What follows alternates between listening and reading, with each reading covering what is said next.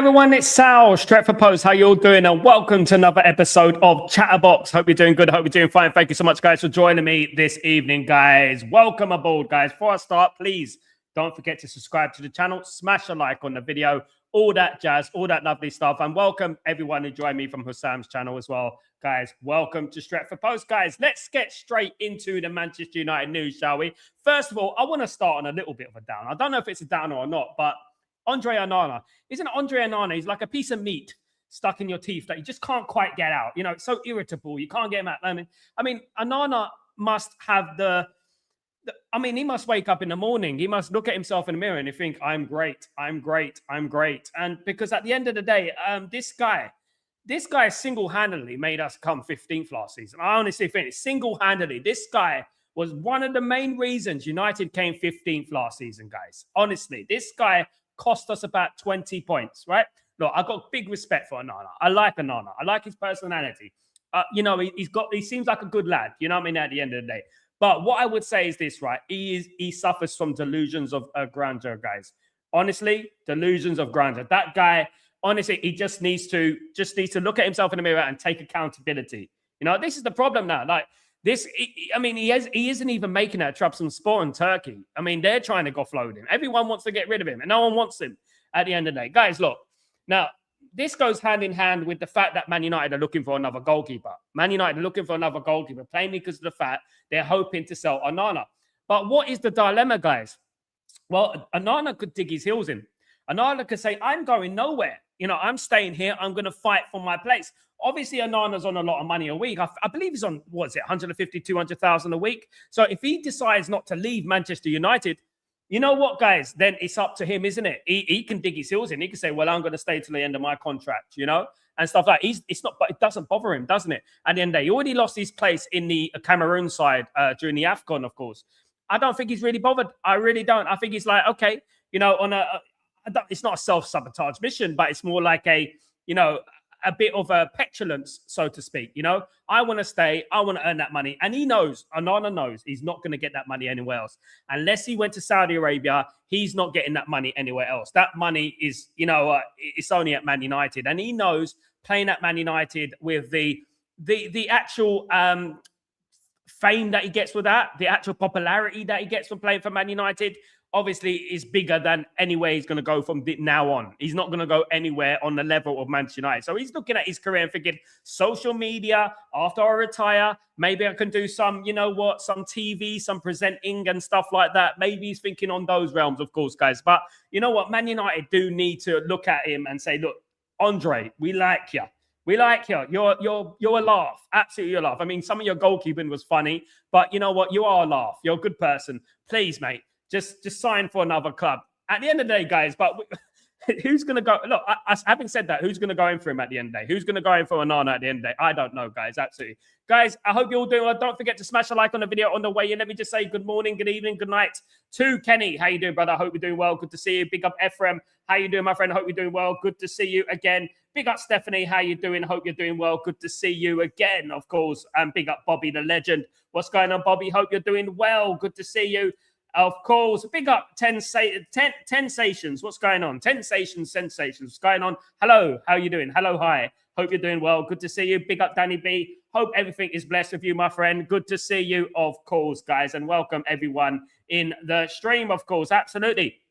Stephanie, what most players get a week, I wouldn't give them that a year. It falls literally into that category. Look, guys, it's amazing that some of these footballers get paid more than we get in a year. Do you know what I mean? I mean, a lot more than we get in a year. Some of these footballers are getting 200,000 a week, and that's not including like sponsorship deals and boots and advertisements and all that stuff, all that jazz, and they're very fortunate, in a very fortunate position. I mean, imagine earning 200 grand a week. I mean, goodness me, it's good if you can get it. Some people say money doesn't buy happiness. Listen, I'd rather cry on my yacht than cry in a council estate in East London where I was raised anyway. But I'd rather cry on my yacht, guys. Absolutely. Rather than, just sitting there eating my baked beans on toast. You know what I mean? And that's crazy, isn't it, guys? But yeah, look, he needs to go. And guys, the replacement for Onana, Manchester United are actively looking for a new goalkeeper. We do know that Bayende looks very close to be signing for Besiktas. Now, if Bayende goes to Besiktas, back to Turkey, Onana leaves Manchester United, we need a goalkeeper. Now, one of the goalkeepers that have been earmarked as a possible signing for Manchester United is a gentleman named Carl Rushworth. He's a 24-year-old, currently unknown at Coventry City, from Brighton and Hove Albion. Now, he's a very talented player. He's only 24. It's a good age for a goalkeeper. But Man United are looking at bringing in a goalkeeper, guys. Whether this is in counter to Onana or hint Onana, or it's because that Bayende is going to Turkey, going back to Besiktas. So it does tell you that we are looking at moving on. We are looking at moving on. Now, look, obviously, Vitek is coming back to Manchester United. There was obviously a problem with Vitek. Vitek wanted first-team football. Vitek wants to play first-team football for Man United. Man United can't offer him first-team football. Now, guys, I know a lot of people are going to laugh at me, but I honestly think that Senne Lammens, I'm not going to get in trouble this time. Senne Lammens is probably one of the best performing goalkeepers in the Premier League, right? Tell me if I'm wrong, guys. Tell me if I'm wrong. One of the best performing goalkeepers in the Premier League, guys. Top 5? Can I say top 5? Can I say top 5, guys? Am I being overly zealous here? Am I being a bit, delusional? Top 5 for me, absolutely. I think absolutely. But Carl Rushworth is a name that has been linked to Man United. 24-year-old goalkeeper, currently on loan at Coventry City from Brighton Hove Albion. Obviously, going to be a backup option for Manchester United, of course, guys. Absolutely. Big up, sensational. You got it, Steph. There you go. Sensational. Absolutely. When life gives you lemons, you get Lammens. Sensational Lammens, actually. Sensational Lammens. Absolutely. There you go. Sensational Lammens. We have the best keeper in the Prem and the Championship. Big up, Danny B. I agree, Danny B. I'm looking at all the goalkeepers apart from maybe Donnarumma. Okay, Donnarumma. Okay. Right? I don't think I would swap any goalkeeper right now for Senne Lammens. I don't think anyone comes to me and think, yeah, like, I wouldn't mind. Even Donnarumma. I'm looking at Senne Lammens. I say, I wouldn't swap you for anyone. I'm keeping Senne Lammens. Senne Lammens is the guy for me. I mean, everyone knows me. Everyone knows I scouted Senne Lammens, and obviously for over a year and a half, we were talking about Senne Lammens on this channel and how great Senne Lammens is going to be, how good he is already. I would say that he's going to be a world-class goalkeeper. He reminds me of a young Courtois or a Petr, of course, guys. Absolutely. But in regards to this, guys, look, I'm not saying this because I'm a Man United fan, right? But the guy's 23 years old, and the guy just makes it look so easy. Look at that Everton game. That Everton game, guys, was a brilliant test for Senne Lammens. It was a big test for Senne Lammens, and he came out of it with flying colours. How many corners did Everton have? 20? 20 corners, right? And he handled them very well, guys. Guys, sign him up for the Royal Rumble, because you know what? That guy handled it very well. He was throwing people over the top rope, guys. That's what he was doing. He was absolutely brilliant. And it was way, way, way beyond his years, guys. And every single cross that came in, he was tested. Punch. If that's Onana, we're losing that game, guys. I'm telling you, we're losing that game. Absolutely. What a find. Great signing. Delighted with Senne Lammens, of course, guys. Absolutely. Top 3 or top 4. At the moment, you can't say he's better.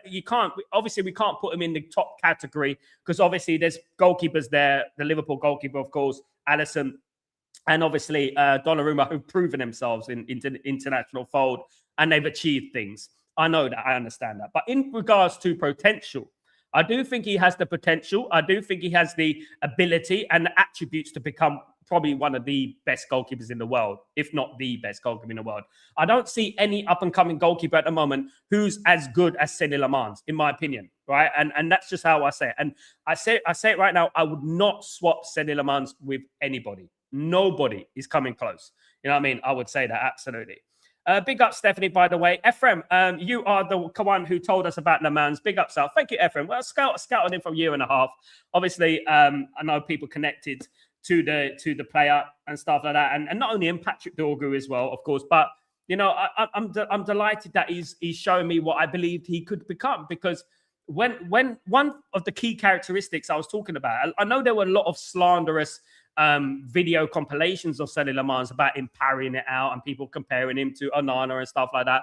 But I look at things critically, I do, but I also look at things objectively, right? And I look at it in a way that, you know what, the overriding skill and talent of Senne Lammens is the fact that he can make the hard things look easy. You know the mark of a great goalkeeper. It's a goalkeeper that you don't notice. It's a goalkeeper that you don't notice. But when they're called upon, they make the big saves. We all remember Peter Schmeichel. For me, Peter Schmeichel's the best goalkeeper in Premier League history. He is. I know what Jamie Carragher was saying, but Jamie Carragher is obviously speaking of a sinister nature. He obviously is very bitter about Peter Schmeichel because Peter Schmeichel, achieved a lot in front of his face, at the end of the day. And Peter Schmeichel would single-handedly win you a title. That is Peter Schmeichel. Peter Schmeichel won us a Champions League. People forget about his performance in the Champions League final, 99. People forget about that. People forget about that game in 1996, 97, 1995, 96 against Newcastle when he kept us in the game almost single-handedly and Cantona got the goal, which ultimately set us up for winning the league. There's so many occasions when Peter Schmeichel has won us things almost single-handedly. Absolutely, I think, in my humblest of humbles, of course. Limerick man, myself, big up Limerick and big up Danny B, my friend, big up Ireland and all the fam over there, my friends. It's wild, buddy. Stephen, I feel sorry for the trailblazers that need testimonies at the end of their careers. They actually depend on it. Dennis Lawfabe sold carpets after retiring. This is what I'm talking about, Stephanie. These players these days do not know how fortunate they are. Look, it's great that he's making money. It's great that their players can make money now. People can make a living there and people become very rich. That's great. It's fantastic.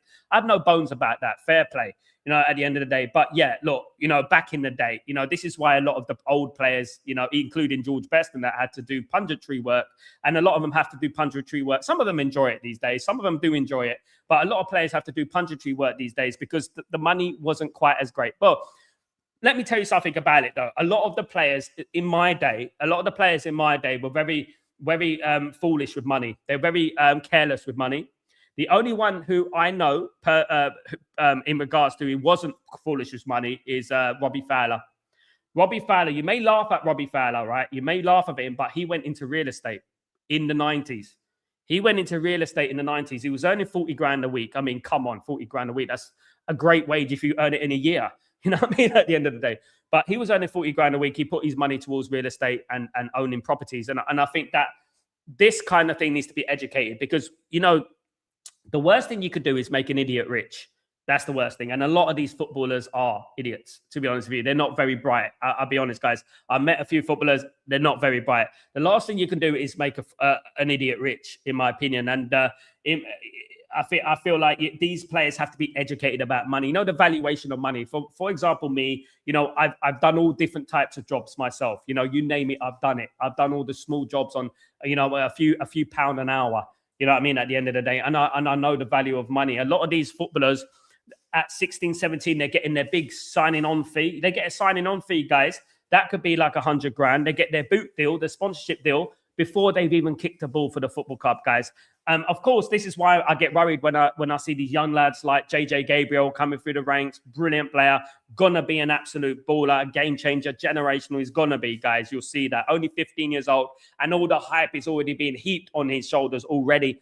And this is one thing that I get concerned about because obviously the value of money, the value of this popularity, they think it's easy. They think it's easy. It's very, very difficult. And money doesn't grow on trees at the end of the day. But these guys at 15 years old, at 16 years old, that he's going to be getting a new contract. He will make his debut for Man United next season. And then obviously it may take away the edge. And that's the problem that I have with it because it can take away the edge.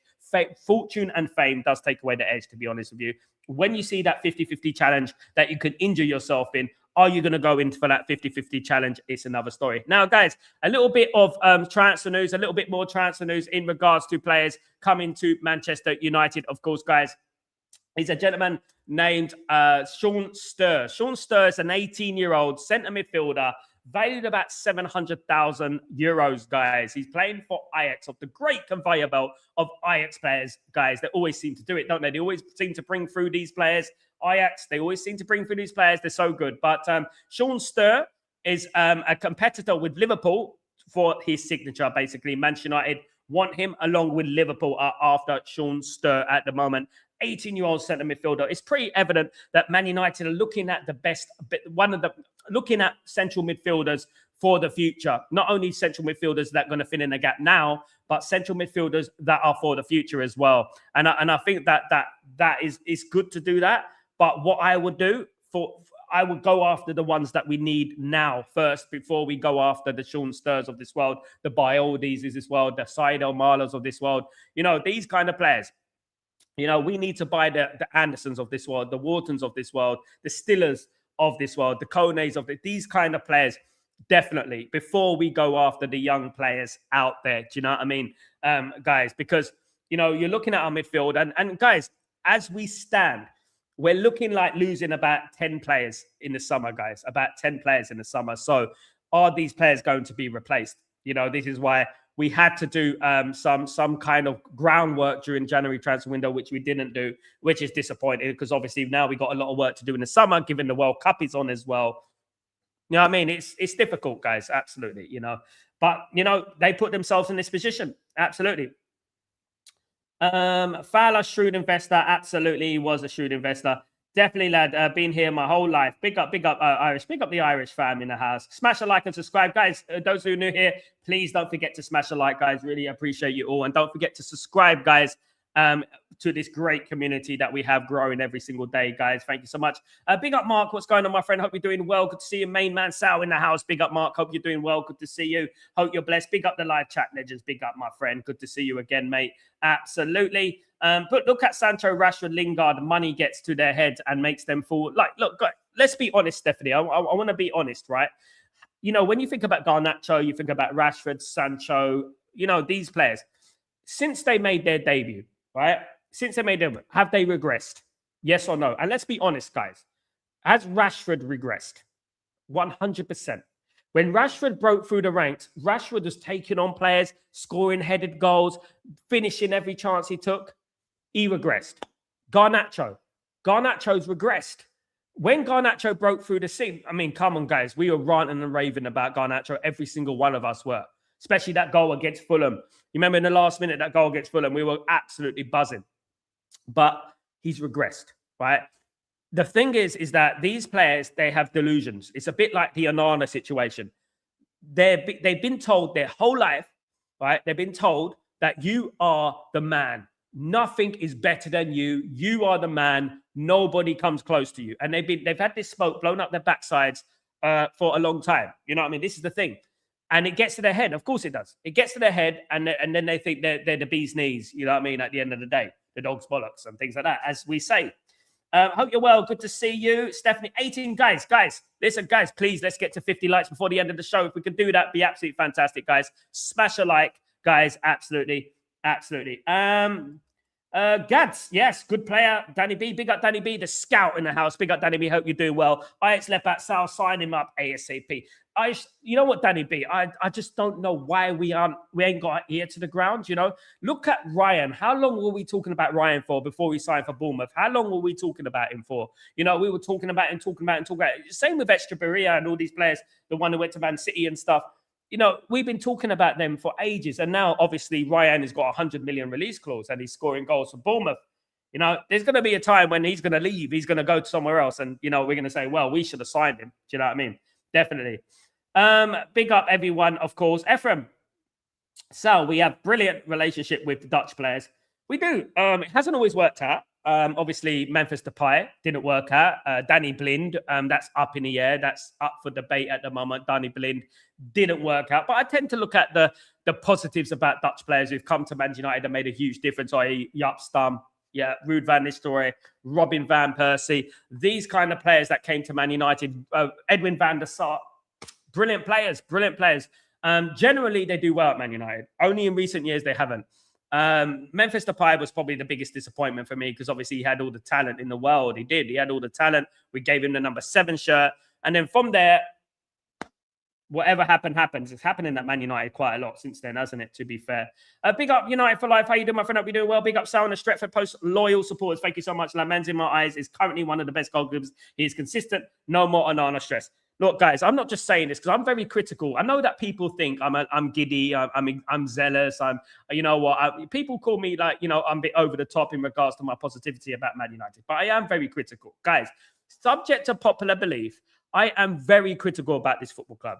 I am, and I would call out Senne Lammens. If he had a problem, I would say, look, he's not the man to take us forward. Just like I say, like with Ahmad, I think Ahmad needs to be dropped to the bench. I think Bremner needs to move to the right, and I think Sesko needs to play up front. I think Ahmad needs to hold the bench for a little bit. And I know we always criticize Man United players, but Senne Lammens is probably the best young goalkeeper I've seen, right, since David De Gea. I'm being honest, guys. And David De Gea didn't make me calm when he first came to Man United. Those who remember, he was dropping corners and stuff like that. It was a bit lightweight. He's better than that. Now, because with Senne Lammens, I have no worry. When the corners are coming in, I have no worry. When the shots are coming in, I have no worry. I know he's going to hold it.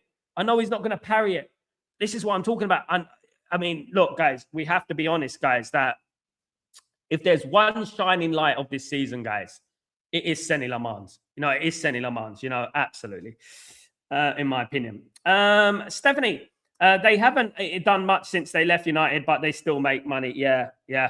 They're good. They're good. Don't worry about that. The problem is that a lot of these players, when they leave football, I mean, obviously, I speak to a lot of football. I know a couple of footballers. I've had a couple of footballers on the show and in private, you know, when you talk to them and they talk about, you know, once they leave football, it's very difficult for them.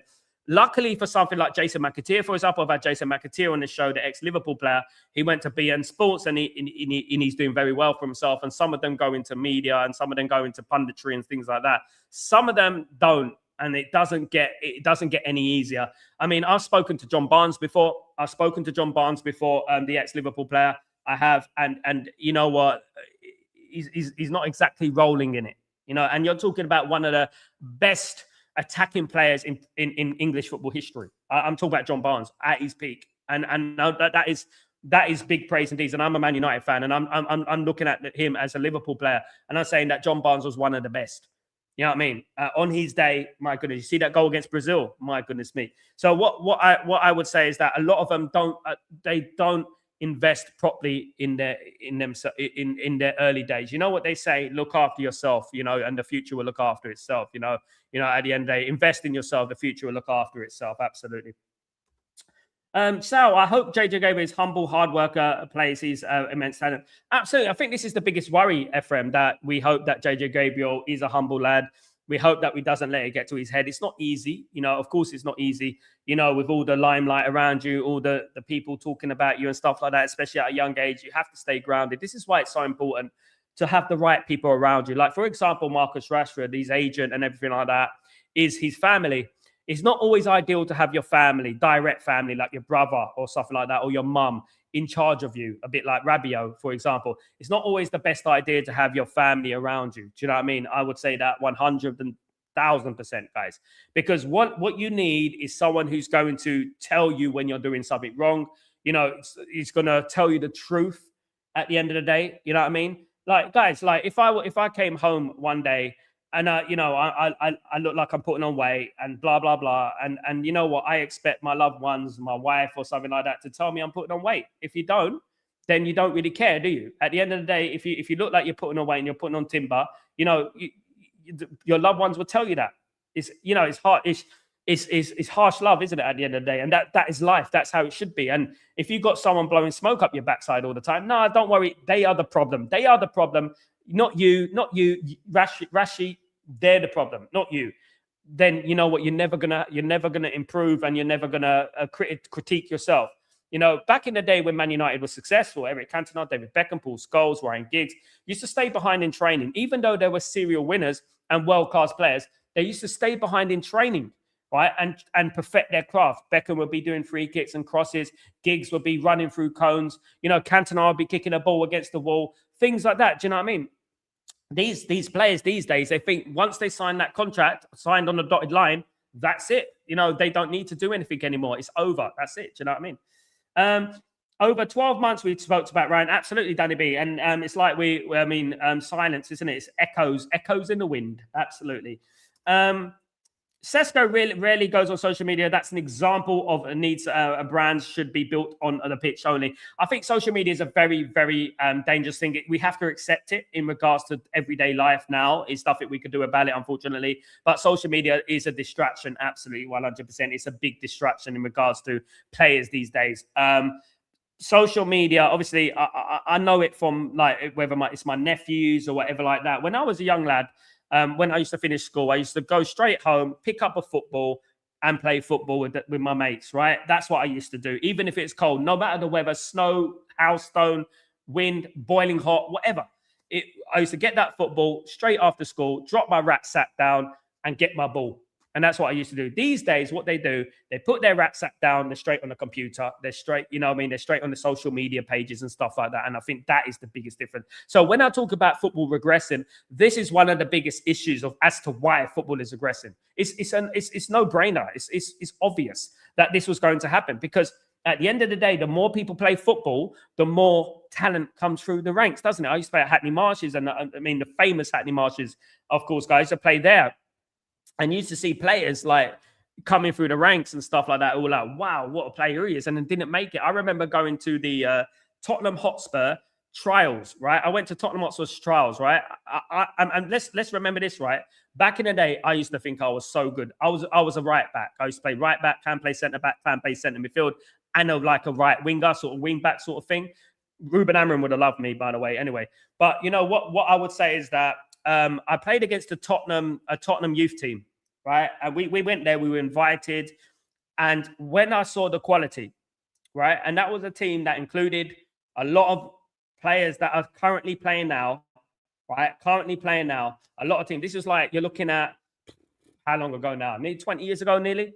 You know, and when you're looking at the players that are playing now, like some of them playing now, they were so good. And a lot of them didn't even get to the levels that of the Premier League and stuff like that. But you saw the levels and you saw the technique and stuff like that. And a lot of these players didn't make it. And I guarantee you back then, those players will make it now. You know, because the talent has regressed. The talent has regressed. I think I probably would have made it. But you know what I mean? You never know. I mean, it's never too late. Yeah, I mean, Mark, Sal, totally random, but what do you think about bringing Danny Welbeck back to the come off the bench? I think that ship sailed, Mark. I'll be honest. I like Danny Welbeck. I think that ship sailed, though. I think we need to look at the future now. I'm never a guy to think about going back. We shouldn't have sold him in the first place. It was a stupid sell. You know, it really was bad to sell Danny Welbeck, and he's never been replaced, really, has he?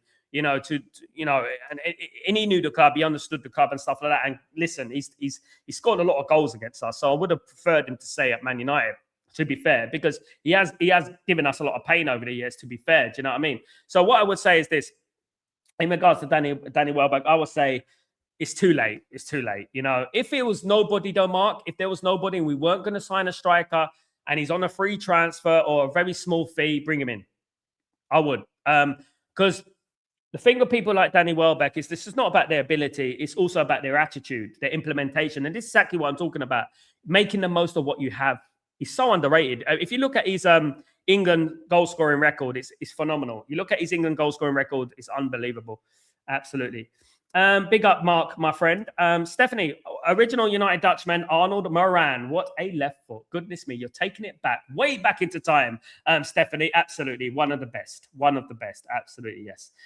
Was he the first Dutch player to sign for Man United? I think he was. Leachart really made a big difference when we signed him. It's just repetitive injuries have hindered him. Now, guys, look, I want to talk briefly about Licha Martinez. Obviously, there's rumours that Licha Martinez could be leaving the club, guys. Well, what would I make of that? Well, I'll be very disappointed by that if Licha Martinez left the club before anybody else, before Maguire, before Luke Shaw, for example. I'd be very disappointed if Licha Martinez left the club. Obviously, I don't know what's going on with him personally. Obviously, he has an injury record, ridiculous injury record. But he would be the last player that I would get rid of. I'll be honest, guys. He'd be the last player, honestly, that I would get rid of. We need him. Not only about his football, about his attitude, about his implementation, about his influence in the team. He's been the shining light, guys, the signing, in regards to signings. There's only 2 signings I look at in recent, like, consistently. Like, I know that Mbeumo's been a good signing. Like, consistently, Licha Martinez has been an absolute steal. He has. And so has obviously Bruno, but Licha Martinez, guys, that guy, before we signed him, especially the scrutiny that he got in regards to his height and stuff like that by the same old culprits, Jamie Carragher, with his trainers and all that, he has been probably the best defensive signing for Man United I can remember since Jaap Stam, probably. An absolute brilliant player. Rio Ferdinand, yeah, probably Rio Ferdinand. But Ronnie Johnson was pretty good as well. I don't know why people don't want to talk about Ronnie Johnson and stuff. Those awkward conversations. Henning Berg, David May, you know what I mean, and stuff like that. People don't want to talk about those awkward. But you know, I'll be devastated if he left. But again, if he leaves, Man United have got so much work to do. Now we're looking at this, right? And let's look at this realistically, guys. We're losing Rasmus, Rashford, Sancho, Anthony, Casemiro. Right, that's 5 already off the cuff, guys. Buy in there. Onana, right? That's 2 goalkeepers gone there. Now let's talk about Mason Mount. Mason Mount doesn't play. He could be out the door as well, right? Ugarte, he could be out the door as well. Another one off the cuff who could be out the door as well, guys. And then you're looking at Maguire. Will Maguire sign a new contract? Collier might be out the football club as well. Another one who may be leaving the football club. We don't need Licha Martinez to be leaving as well. We've already mentioned 11, 12 players there, guys. We are not going to replace these players.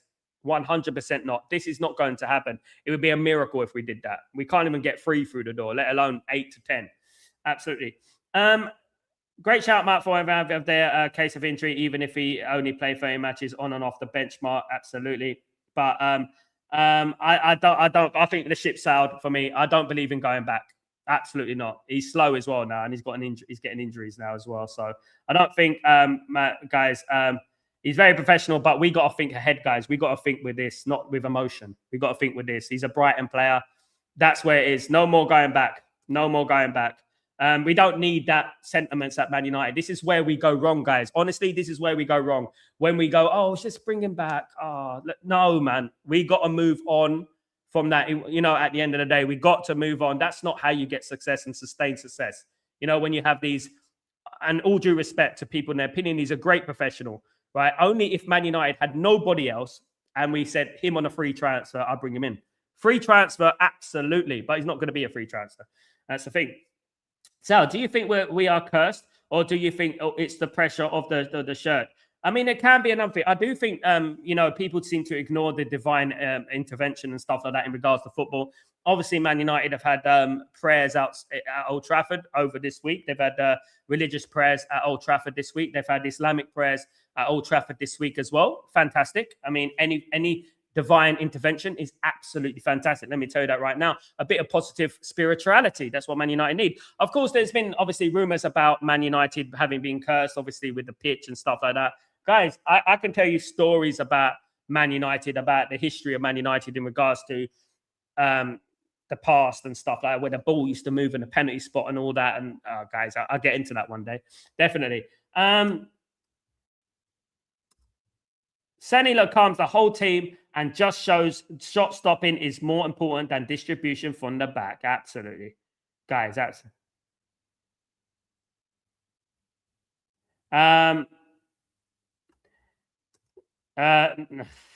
goodness me. 59, we're becoming too soft as a football club. This is exactly why we're becoming soft. Absolutely. Samuel, Andre Onana should rejoin footy judge Mo into Milan. Can he have him? Will they have him back? Will they have him back? Will they have him back? I don't know. Morning Footy Corner TV. How you doing? Too injury prone now. Absolutely. That's exactly right. If you're talking about we can't be too sentimental. Look, do you think Arsenal will go back to Danny Welbeck? He played for Arsenal. Do you think he'll go back to Danny Welbeck? No. Guys, this is what we're talking about. We sold him. We shouldn't have sold him at the time. We sold him though. It's over. Move on.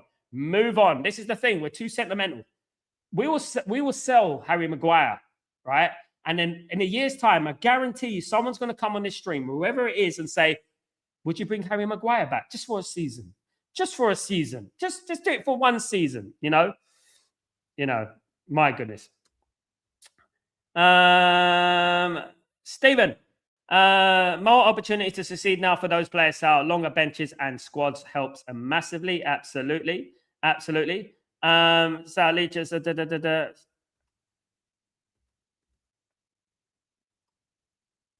Full steam ahead, Mark. No look back. You don't get anything, guys.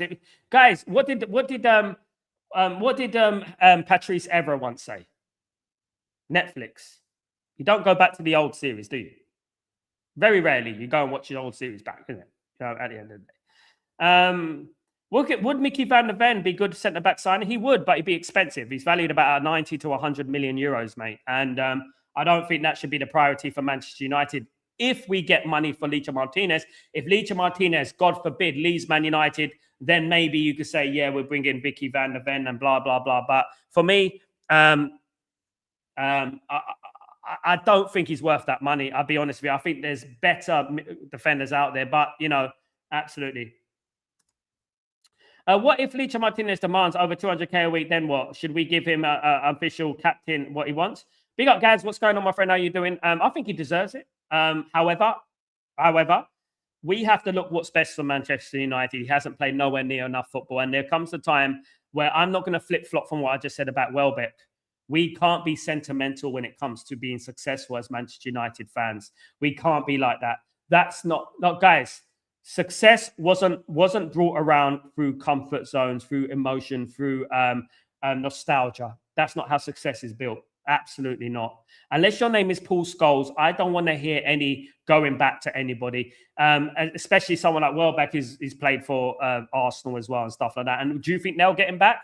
Do you think they'll get him back? We have to think about this, guys. We have to think about that. This is what I'm talking about. This is why I have to sit people down, because at the end of the day, we are too soft, guys.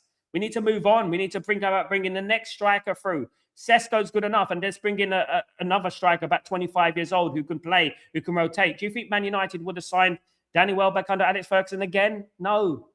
I was shocked when we signed Teddy Sheringham, but Teddy Sheringham played for Tottenham and he didn't go back. Absolutely. Footy Judge Mo said he would have a Diogo Dalot. Please, can you have him? Mo, you can have him, mate. You can have him. We'll throw in some monster munch. You can have him, mate. Absolutely. Take him all day long. Have him. You can have him. Give us DeMarco. That'd be nice. I wouldn't mind that. Absolutely. Stephanie, some United fans will take Welbeck back to United for backup striker. I know, Stephanie. Goodness me. When are we going to move on, guys? This is the problem. Why are we not successful? Do you think Manchester City said, should we go and sign Aguero back? Should we go and sign Zabaleta back?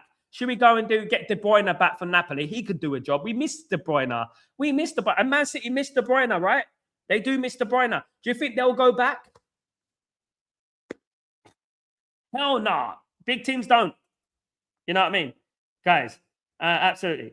Gaz, we should be wanting new leaders and mentality winners in 2026. That's the only way moving forward. Absolutely. And where are they going to come from, though? That's what we need to find. Where are they going to be? Where are we going to sign them from? I think that's the most important thing, definitely. Aston Villa asking for 100 million for Morgan Rogers. Mark says pay it and buy him. He is worth it. He's not worth 100 million. But nowadays, what I would say, Shoes Daily, is that you have to pay for quality now. You have to pay 100 million. There's no player out there now that is on the quality of Morgan Rogers who's going to be less than 100 million. For crying out loud, they were trying to sell us Carlos Baleba for 115 million. Can you believe it? I mean, imagine we did that deal. My goodness me. They were trying to sell us Carlos Baleba for 115. Now, look. What would I say about that? Shoes Daily, my friend, Amal. What I would say about that is this. If we get the midfield sorted out, if we got Anderson, if we got an Awarton, a Stiller, whatever midfield we get, if we sorted it out, our midfield, we've got 3 or 4 midfielders in there, then you'll be looking at Morgan Rogers, and then you'll be looking at those. You'll be looking at those type of players and thinking, yeah, let's get one of them. Do you know what I mean? At the end of the day. Yeah. But first things first is get the priority positions, the fullbacks, the midfield, and then we can fix up. Because I believe that Man United have got a decent team up front. I do. If Fernandes leaves, fair enough. I like Keenan Yildiz as well. He's a fantastic player. Talk about him coming to Man United. Spoke about it this morning. If Fernandes leaves, then yeah, Morgan Rogers would suffice. It'd be a good signing. Not Gibbs. No, definitely not Gibbs. But Morgan Rogers would be. But obviously, it does depend on Bruno Fernandes, and it does depend on Man United's midfield. If Man United's midfield is going to be fixed, at the end of the day, I would say that. Because even if Fernandes leaves, you can play, obviously, Mbeumo and Cunha and Ahmad, as well. So I think it'll be a great buy, but I just feel like, Man United need to fix the core of the squad, the spine, the spine, what we've been missing for so long. That's what we've been doing. A big SCB, hope you're doing well. Come on, United, big up yourself. Hope you're well. Good to see you. Mark, we got to be really careful with giving out City contracts. They get their money and their performances dip. Yeah, definitely. We got to hope that these players play, let alone performing. Do you know what I mean? Absolutely. Morgan Rogers definitely not worth 100 million, 25, 35 million at best. No. That's too much, Stephanie. Come on, Stephanie. He's worth about 60, 70 million. Easy. He's a brilliant player, an absolute brilliant player. I would say that myself. You're going to see him in the World Cup anyway. You're going to see how good he is. I actually think he's going to have a very good World Cup, as with Anderson. I think they're going to all have brilliant World Cups. Leachart is the solid centre-back we have had nearly a decade. Is the most solid centre-back we have had. Yeah, it's just such a shame, Gregory. Big up, Gregory. It's such a shame that we haven't seen a lot of him recently. He's been injury prone. His injuries have been, through the roof, to be honest with you. And yeah, it's sad though. But I'd be sad to see the back of him do at the end of the day. Do I want Endrick for £38 million? Endrick's at Lyon, isn't he? At the moment on loan. It won't be a bad buy. 38 million. They're not going to send him for 38 million, FCB. Absolutely not. Unless you mean someone else. So Manchester United should ask for 50 million for Marcus Rashford in a swap deal for Marcus Casado from Barcelona. I would take Alejandro Bolder or Casado for Marcus Rashford. And I think that should be the offer. And you know what I would say? This is where we need to be shrewd. This is where we need to be smart as a football club. We're looking at Casado, we're looking at Alejandro Bolder and players like that. We need to be smart, and say, okay, we got a lot of work to do in the summer. Why don't we just get Casado and give him Rashford? Or why don't we get Alejandro Bolder and give him Rashford? It's such a no-brainer. I know that swap deals are very notoriously difficult to do. Obviously, we've got the two agents. Both agents are going to be greedy. One agent's going to be wanting money, especially Marcus Rashford agency's brother, whatever it is. And then obviously you've got another agent that's going to want money as well. Do you know what I mean? So it's going to be a clash. It's always notoriously difficult to do swap deals and things like that. Absolutely. Good centre-back combos are paramount for success, especially when fighting for all fronts. Absolutely. Again, next season. Youth and experience blend. I'm excited about Heaven and Euro making good progress, albeit still young. Stephanie, you know what?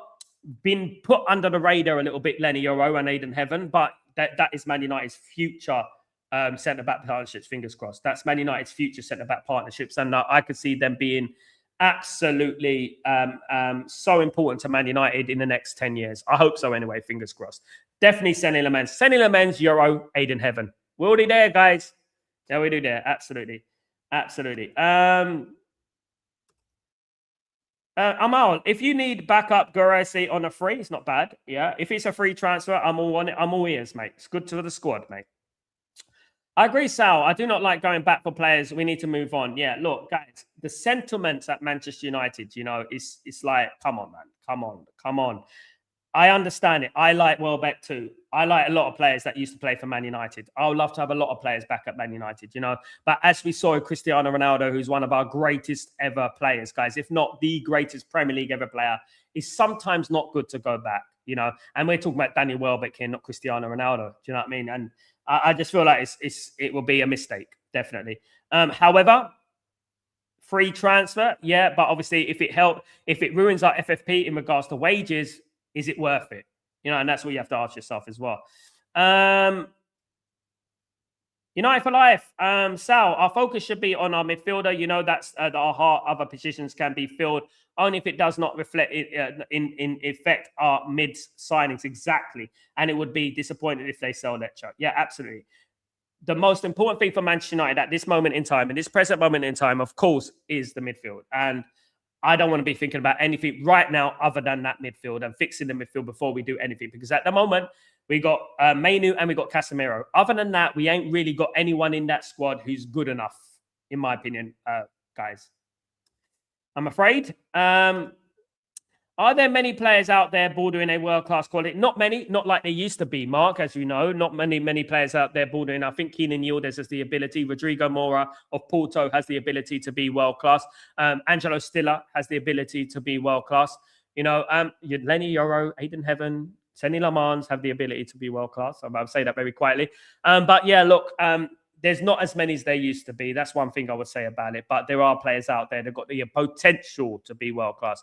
I think Gula of Real Madrid can be world-class. I think he can end up being world-class. Absolutely. Endrick, again, I mean, he's on loan at Lyon, but, you know, he can still be world-class. You know, absolutely. One of the players that I can foresee becoming world-class is Anderson, definitely. The signs are already there. I think Stiller, yeah, obviously, and these type of players, definitely. I mean, the thing is, right, the world-class thing gets thrown around a lot these days, but the problem is that there's not anyone that stands out in football now. There's not anyone that you would look at in football and think, yeah, that guy is brilliant. You know what I mean? He's definitely world-class. Sal, who would fit into Carrick's system better, Baleba or Anderson? Baleba, mate. Baleba. No, sorry, Anderson, mate. Anderson, because Anderson's a typical Carrick player. Carrick is very similar to Anderson. Watch the way Anderson plays. Very similar. Carrick would love Anderson in the football team. Yeah. Baleba is more like he's more like a number 8 than a number 6. I think the two players that suit Carrick the best are Stiller and Anderson. And then there's obviously Adam Wharton lurking in the background, in my opinion. Amal, if Fernandez go, he will go Saudi, and we might get Saudi money. Who knows? Yeah, and it goes straight in the bloody Ineos pocket, wouldn't it? I hope it's not. Aston Villa won't sell him for cheap, so we might have to go more market value. But key, it will be worth it. Bruno isn't easy. He won't be walking away from Champions League with it. Yeah, but if we're not in the Champions League, we're talking about it if we're not in the Champions League. So we don't know that, Gregory. Bruno will leave if we don't get Champions League football. We're not in the Champions League at the moment, are we? So we have to understand this possibility. Guys, you know, I know it for a fact that if we don't qualify for the Champions League, Bruno will leave. And we're not in the Champions League. So you can't say Bruno won't leave this summer. That's a myth. That's not true, Gregory. And we talk the truth from Stretford Post. He will leave if we don't get in the Champions League because he's going to be looking at moving on and he's not going to be in it for another project. And that's what I'm hearing. Guys, I forget, I used to work with his brother for 2 years, guys. You know that. So, yeah. Samuel, Mark, sorry. How much do you reckon we'll get for Sancho? He's gone on a free transfer, mate, as far as I'm aware. Does Manchester United need a number 9 striker and we need a new player who can wear the number 7 shirt? I think we have to be very careful, Samuel, when it comes to the number 7 shirt. I think we've really put that number through the mud in recent years. You know, nobody has worn that 7 shirt with pride. When we're looking at, obviously, Memphis Depay, we're looking at, obviously, Mason Mount as well, guys. We have really put that shirt, Di Maria, we've really put that shirt through the mud, haven't we? You know, and yeah, we need to retire it for a little while. Do you know what I mean? Before we bring anyone else. I've always said it. I said, even when Mason Mount was given a number 7 shirt, I said that, you know what, man, honestly, it was the wrong thing to do. It was the wrong thing to give him and put that extra pressure steeped on Mason Mount's shoulders. Do you know what I mean? It was wrong. Absolutely. What happened to George Mendes? He was going silence in the south. George Mendes, the agent, he's still around, mate. Still around. Probably not doing nothing at this moment in time. So when is the match preview? Tomorrow, mate, 7 o'clock. 3 o'clock UK time. Join me for that one. 3 o'clock UK time. Get your questions in. Get your teams in. Get your predictions in for tomorrow, guys. Not now. Get your predictions in for tomorrow, guys. Absolutely. Is Nicola Barella past it? No, not at all. Barella's a good player. Will he fit into the Premier League? I don't know right now. You know what I mean? At the end of the day, yeah, it's a good player. It's a good player. I've always rated him, to be honest. Aston's next 3 games are Wolves, Chelsea, then us. That's going to be 2-1 to Wolves. You know what? People are thinking that Aston Villa are going to get in the top 5. I'm telling you right now, guys. Remember this. Just like when I said Man United will get in the top 3, and people laugh at me, guys. Aston Villa are leaving the top 5 this season. Will they win the Europa League? That's another story. That's another story. They'll win the Europa League. They qualify for the Champions League. They have to. That will take 1 place away from England, I think it will. Well, no, it won't. Actually, if Aston Villa leave the top 5, it's actually better for the Premier League because then you get more teams in the Champions League. Whereas if Aston Villa win the Europa League and come 4th or 5th, He takes away a place. You know what I mean? Man like Jengus, what's going on, my friend? Hope you're doing well. Good to see you again, my friend. Hope everything is blessed with you.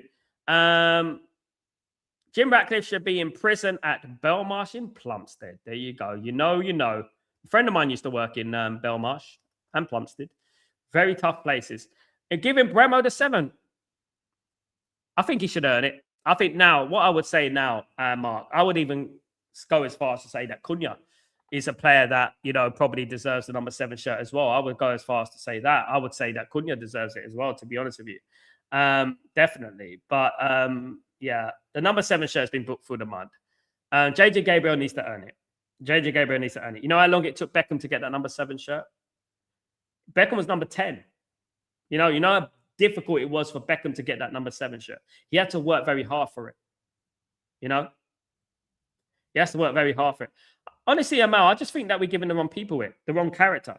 The number 7 shirt should always be earned. Beckham earned it. I remember notoriously, Alex Ferguson called Beckham to his office and said he's going to be giving the number 10 shirt away. And he's going to give it to Sheringham, I think it was. And Beckham was devastated. This was way back in 1996, 97, around that time. And Beckham was devastated by it. And then obviously Alex Ferguson said, "Don't worry about it, lad. Don't worry about it, lad. It's fine. Don't worry about it." Then Alex Ferguson gave him the number 7 shirt. But that is after Beckham earned it. Beckham earned it.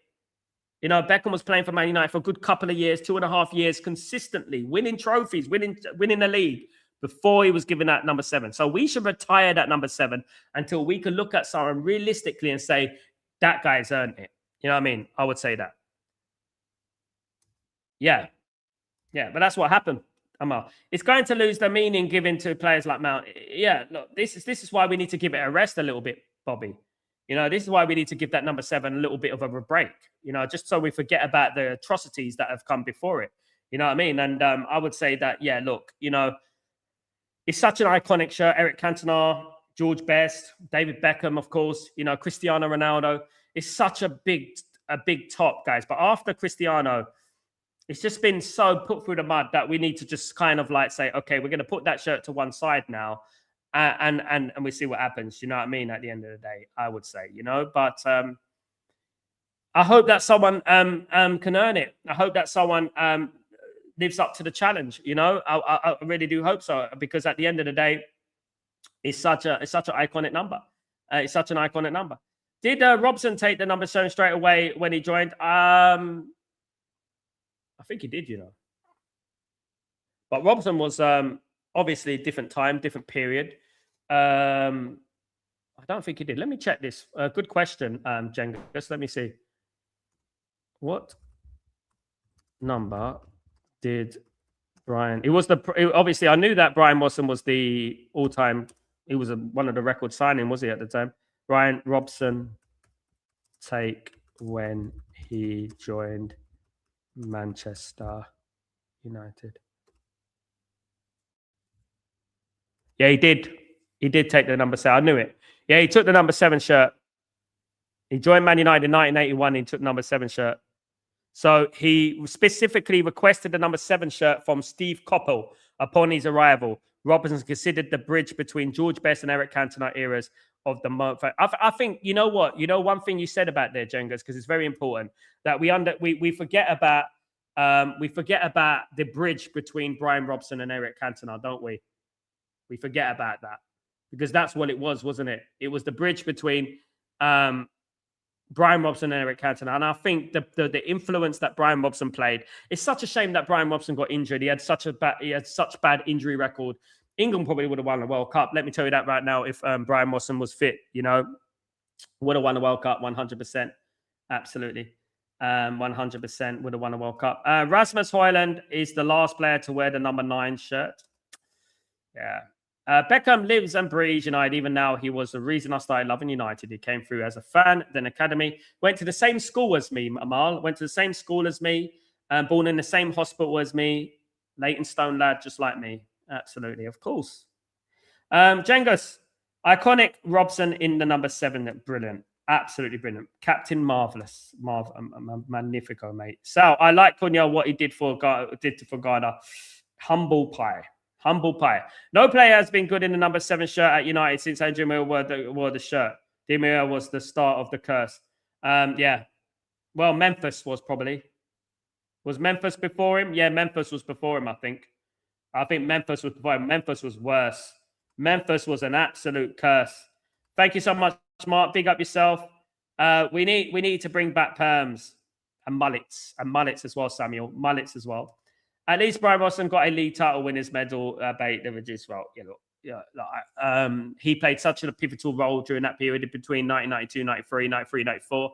Obviously, when you think about his influence when we won the double in 1994, and that's one of the last memories I have of Brian Robson because he played such a pivotal role. I remember the semi-final against Oldham Athletic, and I remember him having such an important role to play in that double because he like these are the type of players, guys, that we have so few of now, and it's something that we have to try and replicate someday, with these type of mentalities. I think it's very hard now, though.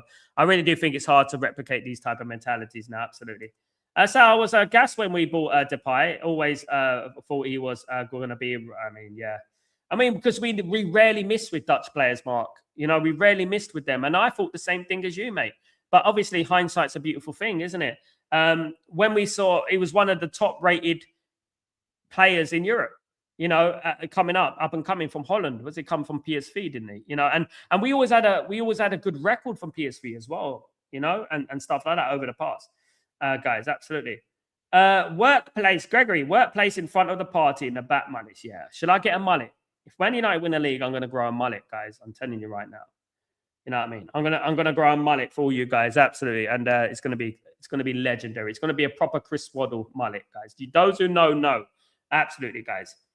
Guys, it's been fantastic. I want to say thank you, everyone who's tuned into my show today. And also, guys, who tuned into Hussam's show earlier. And thank you, everyone who joined me on the show. I know it's a United channel, but thank you so much. Everyone's welcome from every club. Of course, guys, we love to have conversations on this channel. Serious conversations. Absolutely. Big up, Ephraim. Robson was always my favourite United player. First game at Old Trafford, put one in the top corner against QPR in the FA Cup replay. Brilliant player, mate. Brilliant player. Absolutely brilliant. They don't make him like that anymore, Jengas. Absolutely. Big up, Bobby, my friend. That's going to get clips out. Be careful. Mate, can I grow a mullet? That's the thing. The worst thing you could do is, you'll go bald at the front. When you go bald at the front and then your mullet starts to grow? Nah, never. Shave it off. Shave it off. Nah, look, guys, imagine having a bald head and just a mullet like, oh, no, man. It's my worst nightmare. It's my worst nightmare, guys. Absolutely. Guys, thank you so much. I'll see you tomorrow for Breaking Dawn, guys. Put your notifications on. Smash a like on the way out, guys. If you guys can do that for me, that'd be absolutely fantastic. Have a great day, great night, great evening, wherever you are in the world. I'm Sal, and I shall see you tomorrow, guys. Take it easy, guys. Peace.